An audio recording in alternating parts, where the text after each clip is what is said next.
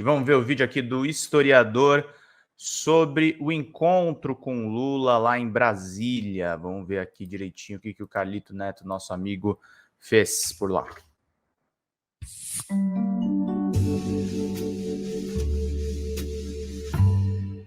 Carlito, por favor. Bom dia, presidente. Bom dia a todos. Fazer uma observação que faltou a macaxeira e o cuscuz aqui, né? Como nordestino, faltou um cuscuz e a macaxeira. Presidente, eu queria chamar a atenção para a maneira como parte da mídia tem tratado as informações relacionadas ao senhor, a primeira-dama e ao governo, desde o dia 30 de outubro, que foi quando formalmente o senhor venceu a eleição e informalmente se tornou presidente do Brasil, porque dali para frente a mídia passou a te tratar assim.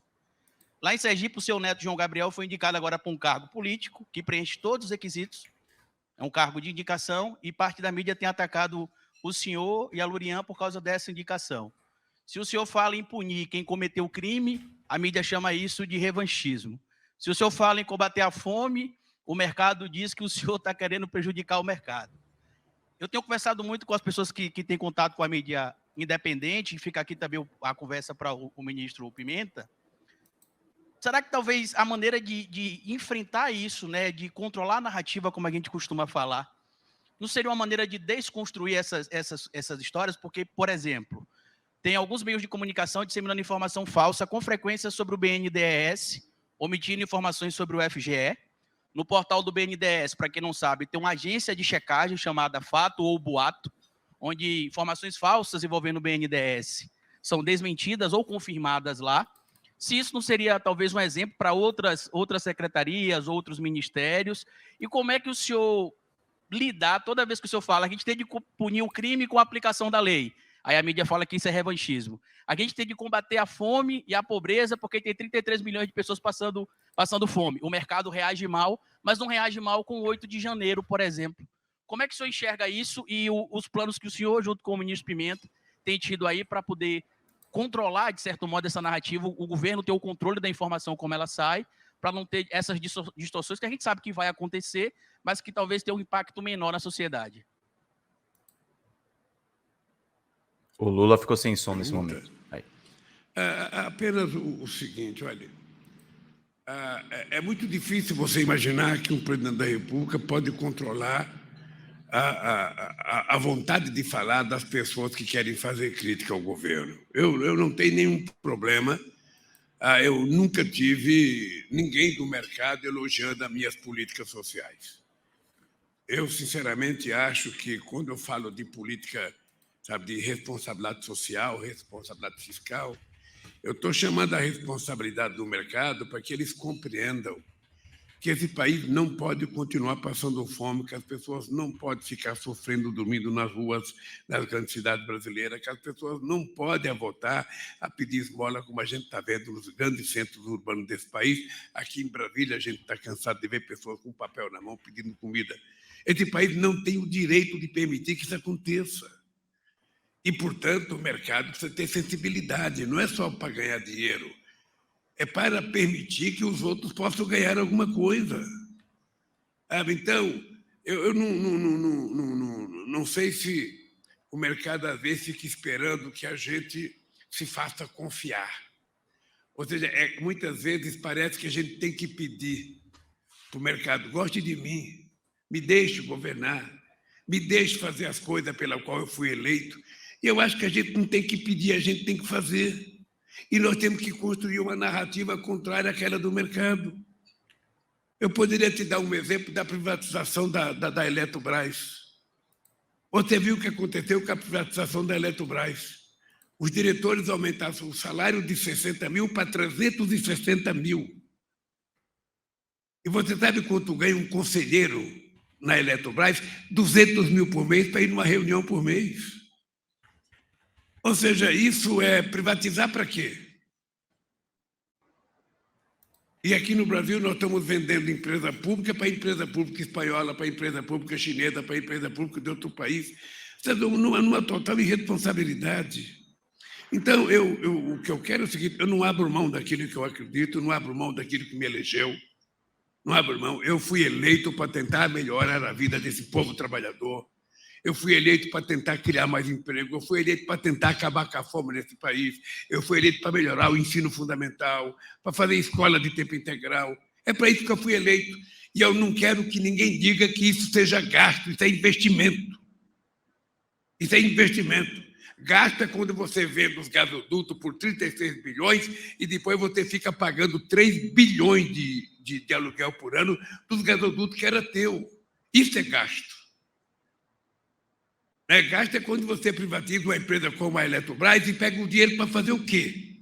Para pagar juros da dívida? Isso é gasto.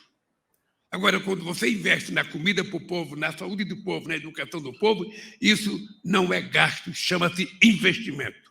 É esse tipo de investimento que eu quero fazer para ver se o povo pode viver mais decentemente nesse país.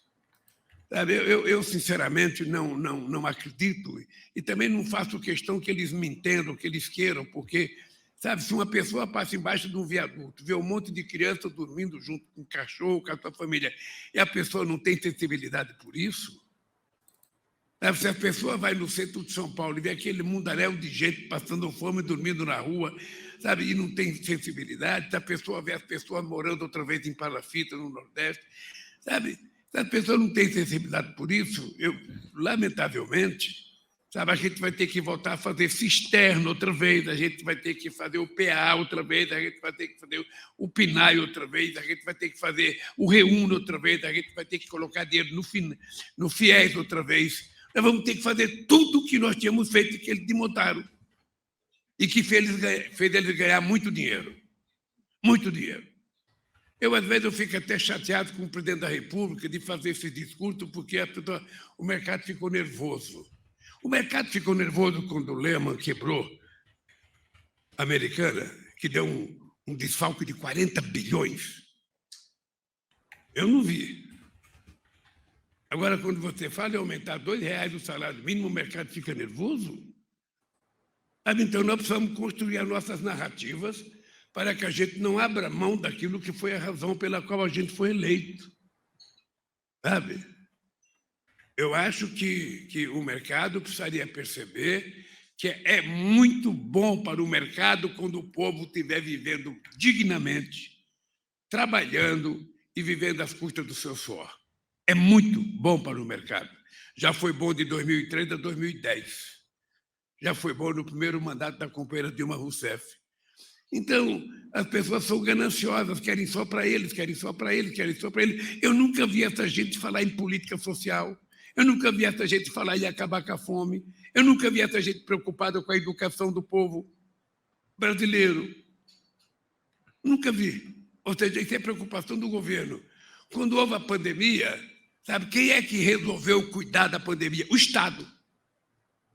O SUS, que era maltratado todo dia, virou herói nacional, porque na hora que precisou foi o SUS que fez aquilo que eles não tinham coragem de fazer e nem quiseram fazer.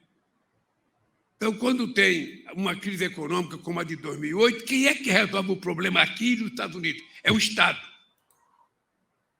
Se o Estado não tivesse colocado o BNDES para ajudar o setor produtivo, a gente tinha afundado naquela crise. Então, olha, se o mercado não tem a mesma sensibilidade que eu, paciência.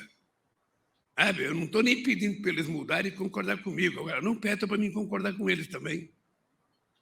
Porque o meu objetivo é fazer com que o povo brasileiro volte a trabalhar, volte a comer, volte a estudar, volte a sorrir, volte a ser feliz. Esse é o meu objetivo. E vou fazê-lo, independentemente da crítica, do mau humor de algumas pessoas. Sabe? É isso que eu vou fazer. Foi para isso que eu vim. E já passou um mês e 8 dias, já tenho menos de 4 anos, já tenho 46 meses e um pouquinho. Então, eu estou angustiado porque eu quero ver as coisas acontecer logo. Ontem eu fui lançar um programa de saúde, sabe? Programa de imagem do Rio de Janeiro, para as pessoas mais pobres que nunca têm direito a fazer uma como chama? Ressonância magnética, um PET scan. Não sei se todo mundo aqui já ouviu falar PET scan, mas é coisa tão chique que pobre jamais vai ter acesso. Vai ter quando o governo do PT entra, que aí o SUS financia PET scan. O SUS está preocupado em cuidar dos dentes das crianças. Eu fui ver ontem no Rio de Janeiro um centro de tratamento, sabe, odontológico no Brasil Sorridente, que os filhos de pobre vão colocar, poder fazer aquela ortodontia, ficar com o dente bonito, com aqueles metais na boca, que só filho de rico tem.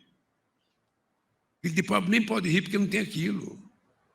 Ontem eu fui ver, por exemplo, um programa que a gente vai fazer de cuidar das pessoas, para que as pessoas tenham nos olhos, ou seja, nós vamos até junho, nós vamos superar uma fila de 8.000 pessoas de tratamento de olhos no Rio de Janeiro, com as coisas mais sofisticadas, sabe, financiada por quem? Pelo SUS. É isso que nós vamos fazer. Então, se preparem, porque vocês vão ter que escrever muito sobre essas coisas e a gente vai ter que continuar fazendo independentemente disso. Sabe, eu vou contar só uma frase para você saber o que é nosso mundo. Quando nós criamos o Bolsa Família, logo no começo, em 2003, teve vários artigos dizendo que o Lula deveria estar pensando em fazer estrada, ao invés de ficar dando dinheiro para pobre. O Lula deveria estar pensando em fazer ponte. Era assim que pensavam. Até reconhecerem que o Bolsa Família era o programa de transferência de renda mais importante do mundo, copiado por muitos países. E ele agora vai voltar mais aperfeiçoado ainda, porque vai ter uma assistência de R$150 para cada criança até 6 anos de idade. Obviamente que tem gente que gostaria, sabe, que não tivesse isso, que esse dinheiro tivesse para ser emprestado para alguém ou para pagar a taxa de juros. Obviamente que as pessoas gostavam. Mas no meu governo não vai ser assim. No meu governo a gente vai pagar a taxa de juros porque nós somos responsáveis, mas nós vamos cuidar do povo pobre. É por isso que eu acho que o juro não pode ser alto, tem que baixar.